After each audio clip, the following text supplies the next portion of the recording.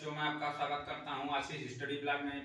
तो बच्चों, हम लोग पिछले वीडियो में हम लोग पढ़े थे पोषण और पोषण के प्रकार। तो 11वां पार्ट है बल और बल के प्रकार। तो आइए हम इसे विस्तार से समझते हैं। पहले हम बल को बता देते हैं कि बल क्या है। तो पहले हम बताते हैं आप लोगों को। देखिए, बल एक ऐसा अमूल्य शक्ति है जो किसी स्थिर वस्तु को गतिमान अवस्था में तथा गतिमान वस्तु को स्थिर अवस्था में बदलता है अथवा बदलने का प्रयत्न करता है, वही क्या है, बल कहलाता है। तो अब इसे ध्यान से परिभाषा से समझते हैं। देखिए, बल वह अमूल्य शक्ति है जो किसी स्थिर वस्तु को गतिमान अवस्था में तथा गतिमान वस्तु को स्थिर अवस्था में बदलता है अथवा बदलने का प्रयत्न करता है, बल कहलाता है। जैसे मान लीजिए, एग्जाम्पल से हम आपको समझाते हैं। जैसे मान लीजिए कोई भी वस्तु यहाँ रुकी हुई है। मान लीजिए कोई वस्तु है रुकी हुई है, इस पर जब तक हम बल नहीं लगाएंगे तब तक इसकी स्थिति में परिवर्तन होगा नहीं होगा। देखिए, मान लीजिए हम जैसे कोई वस्तु खड़ी है यहीं पे, हम इस पे बल लगाएंगे तो यह वस्तु यहाँ से खिसक कर कहाँ जाएगी, यहाँ पे ना।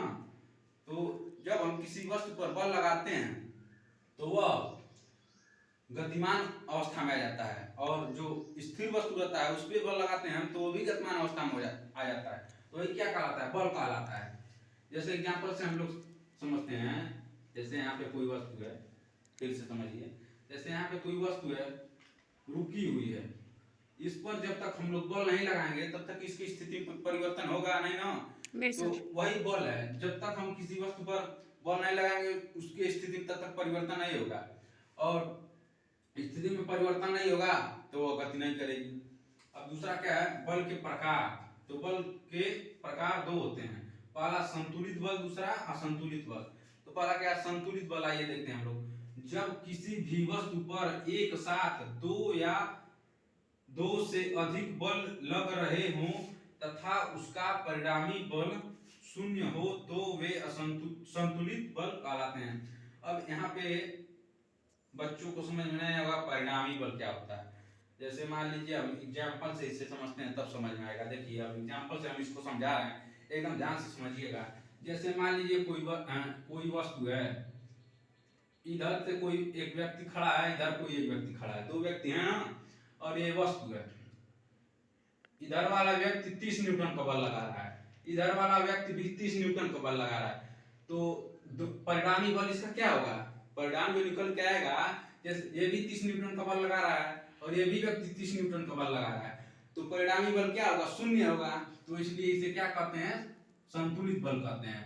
तो यहाँ हमने यही लिखा भी है। जैसे देखिए, जब किसी भी वस्तु पर एक साथ दो या दो से अधिक बल लग रहे हो तथा उसका परिणामी बल शून्य हो तो वे संतुलित बल कहलाते हैं। जैसे मान लीजिए इधर एक व्यक्ति खड़ा है, इधर एक व्यक्ति खड़ा है, ये भी 30 न्यूटन का बल लगा रहा है, ये भी 30 न्यूटन का बल लगा रहा है, तो परिणामी बल इसका क्या होगा, शून्य हो गया। तो शून्य हो गया तो ये क्या है, संतुलित बल है। दूसरा क्या है, असंतुलित बल। जब किसी भी वस्तु पर एक साथ दो या दो से अधिक बल लग रहे हों तथा उसका बल परिणामी बल, यहाँ परिणामी लिखना भूल गए हैं,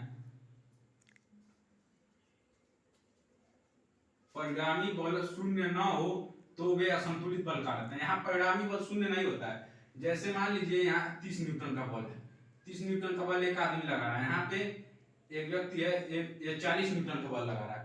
तो जो व्यक्ति ज्यादा बल लगाएगा उसकी ही ओर में वस्तु जाएगी।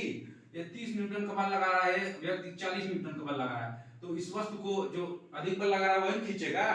तो देखिए, जब किसी वस्तु पर एक साथ दो या दो से अधिक बल लग रहे हों तथा उसका परिणामी बल शून्य न हो तो वे असंतुलित बल कहलाते हैं। इसका परिणामी बल शून्य नहीं है, क्योंकि 30 न्यूटन का बल लगा रहा है, 40 न्यूटन का बल लगा रहा है, तो जो अधिक बल लगाएगा वही वस्तु को खींचेगा। तो ये क्या है, हमारा संतुलित बल है। कृपया इसका स्क्रीनशॉट एक बार सही से ले लीजिए और मेरे चैनल को लाइक कीजिए, सब्सक्राइब कीजिए और बेल आइकन को दबाना मत भूलिए।